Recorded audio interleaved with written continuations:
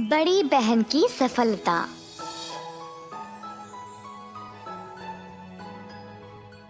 एक बार नरसापुर के गांव में थे 4 बहनें। हेमा, वीना, रोजा और पूजा। बहनें अनाथ थे तो हेमा सबसे बड़ी बहन होने के नाते बाकियों का ख्याल रखती थी। हेमा घर और काम दोनों संभालती थी ताकि बाकी के 3 बहनें पढ़ाई कर सके। पढ़ाई खत्म होने के बाद हेमा अब 3 बहनों की शादी करवाना चाहती थी तो वह और मेहनत करने लगी। वीना कोई काम नहीं करती थी, बस दिन भर पड़ोसियों के साथ गप्पे मारती थी। दूसरी बहन रोजा दिन भर अपने सजावट में ही बिताती थी। अपनी सुंदरता पर उसको बहुत घमंड था। पूजा दिन भर सोती थी, केवल भोजन के लिए जाकर वापस सोने चली जाती थी।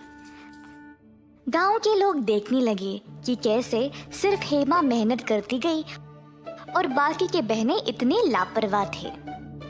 इन चारों बहनों में हेमा के अलावा और कोई ढंग का नहीं है। हाँ, इनकी बहन इनके लिए इतना करती है और इन तीनों को देखो, उसकी मदद करने की अकल भी नहीं है। हेमा को खुद बोलना पड़ेगा इनको कुछ करने के लिए, सिर्फ वही अकेली काम करती है उन तीनों को खुश रखने के लिए।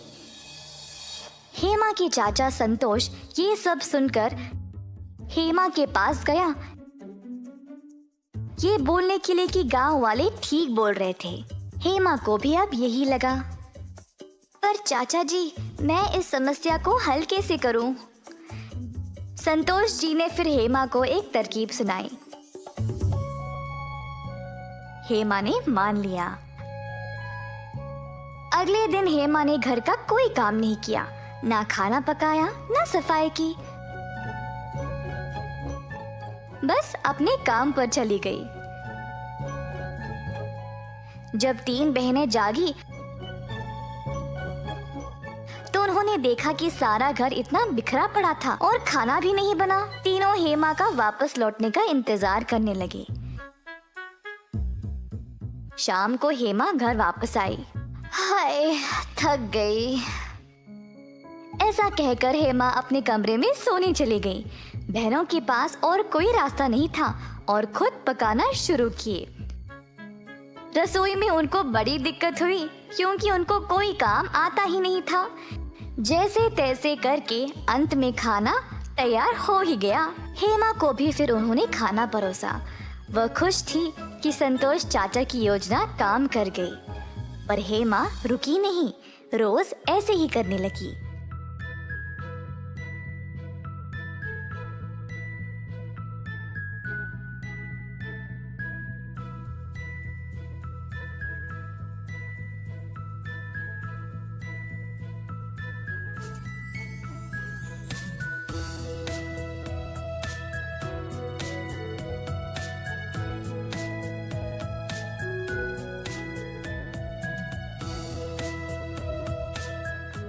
चाचा जी, तीनों में बहुत बदलाव आ गया है। घर संभालते हुए उनको देखकर मैं बहुत खुश हूँ। ध्यान से रहना और ऐसे ही करना। जब इनकी शादी हो जाएगी फिर इनको खुद सब करना पड़ेगा। तीनों पढ़े लिखे भी है, इनको तो नौकरी भी करनी चाहिए। संतोष ने हेमा को एक और काम करने को कहा। हेमा घर गई और तीनों को मोहल्ले में घुमाने के लिए ले गई। क्या हुआ दीदी, आप हमें अचानक घुमाने के लिए क्यों ले जा रहे हो मोहल्ले में? बस ऐसे ही, चलो। बाहर निकलते ही सब लोग बातें करने लगे।